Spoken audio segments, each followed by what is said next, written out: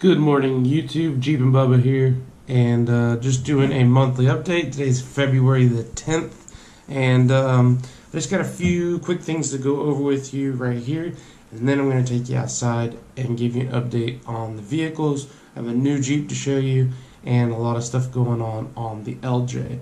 So mostly the only thing I'm covering with the Jeepin Bubba channel for this month is we're going wheeling at Caches Valley next weekend.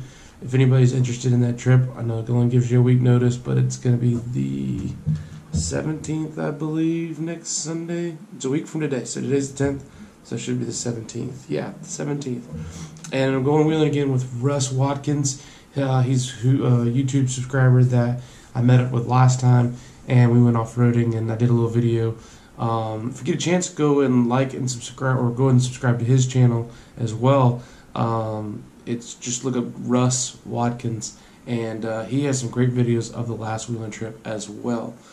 So we're going to do that next weekend. If anybody's interested, just hit me up on Facebook or leave a comment below. So I got that trip, and then no other real shows for this month. So kind of a low-key month, but we'll still be cranking out some more videos as well. Got a lot of stuff to go over. The other thing that we're doing right now, the big thing, is planning events for this year. So we were going to Easter Jeep Safari. That's now been canceled for us. Our schedule is just not going to permit it. I was working with my buddy Blake, who has a green Jeep, the green JK, I think you've seen before. And unfortunately, he's not going to be able to, well, neither of us really, because of our schedule, we're going to do it. So we're postponing it, and we're doing an event at Moab in the fall.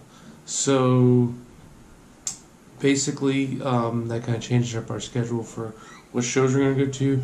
This year we won't be doing G Beach and Daytona either. I've gone 4 or 5 years in a row, so this will be the first year we kind of set out, which will be fine. It's a great show. I still suggest people going, but I think we're going to be doing Jeep Beach Jam in Panama City, and I know for sure we just locked down that we're going to Myrtle Beach Jeep Jam.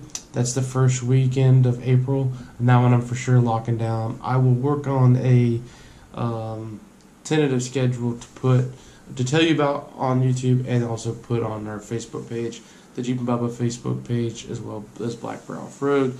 And that way, if you guys want to, or happen to be going there, maybe we can meet up, get lunch, say hey, grab a beer, whatever.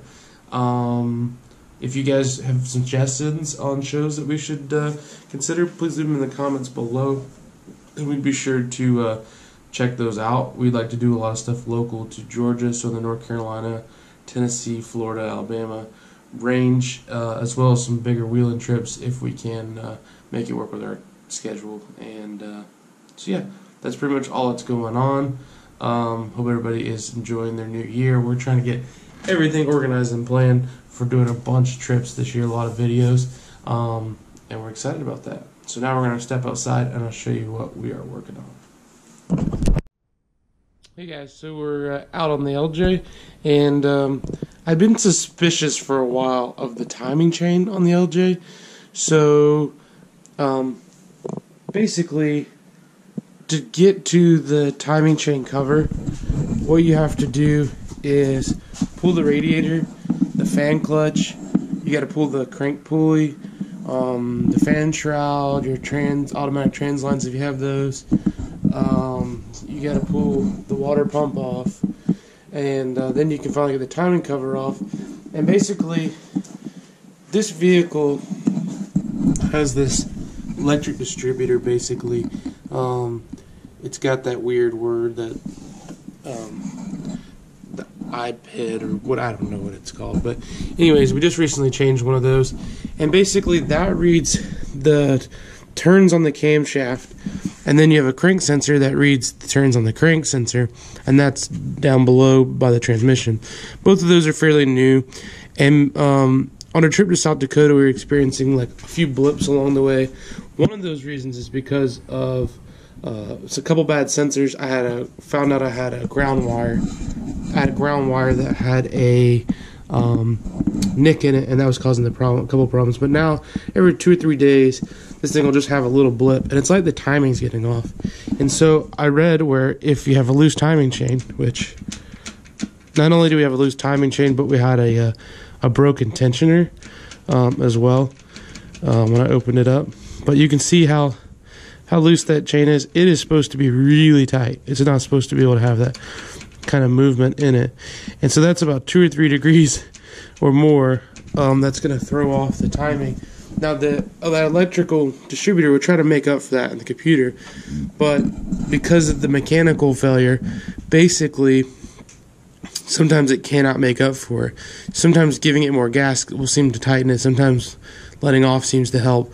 But we're just going to change it. Along with that, we're going to put a new water pump in with a new fan clutch. Painted the old fan. I'm going to put it back in. And then I got a Mishimoto radiator going in right here that's dual core and aluminum. And I'm hoping that helps to keep things nice and cool off-roading, as well as helping to cool the transmission fluid a little bit more, because it's on the factory radiator. It's a factory radiator, nice and dirty. The bottom section where the trans fluid sits is plastic, and it'll be all aluminum on the Mishimoto, so hopefully that helps a little bit. Then we're going to be changing the steering. Sorry for the mess over here, but got some cab fab steering. This is their under the knuckle steering. We don't need over the knuckle for a 3.5 inch lift like we have. So this is under the knuckle, big beefy DOM tubing. It's got Heim joints on the end, and basically you need a reamer, which we got here, and we'll ream out that old steering and replace it with this nice beefy steering here. Never set up their steering before. I've done 1-ton steering before, so I'm excited to see how that goes. But you can see that the factory steering is basically just 2 coat hangers versus this nice beefy, I think it's 1.5 inch, don't quote me, DOM, but just so beefy. And then it's got the nice articulating ends. I hear it's easy to install if you've got a good reamer instead of a drill bit. And then I got a half-inch drill over here to just rip through. And then basically setting up the steering is you have to actually turn the Heim joints each time, because of the bends in here. It'll hit your diff cover if you don't just pull these off. So I want to get it right in the first couple times, and one of the ways I'm going to try to get that right is to go ahead and make sure that my Jeep has the perfect alignment, and then measure. And when I put this in, this cab fab steering in, then hopefully my measurements are all good. We'll put it back to the same length. Then I won't have to make so many adjustments. So that's the idea. Alright, now we're going to walk out, take a look at this new Jeep. Okay, so we picked up a 02 Grand Cherokee. I'm going to do a quick walkthrough. If you guys want me to do another video later, I will. But it's got spider headlights. It's got a 4.0 motor. The previous owner worked at a Line-X, so it's got a Line-X grill, Line-X bumpers, and then he followed it around with a lower panel that's all Line-X to kind of, which actually color matched. It's got some 32-inch tires on it, basically like the same size tire that would come on a factory Rubicon JK, and it's also on some JK wheels, tread right tires, E-range. It's got Rusty's reservoir shocks. It's got Iron Rock 4x4, their A arm in the rear. You see it did Line-X through the rest. It's got a tow package. He also did like a little rooftop basket, and then Line-X that. And it has a light bar up there. Super clean interior, super clean motor. I think one of the cleanest 4.0s I've ever seen. It's got Rusty's diff covers, Iron Rock steering, rough country springs, and rough country steering stabilizers.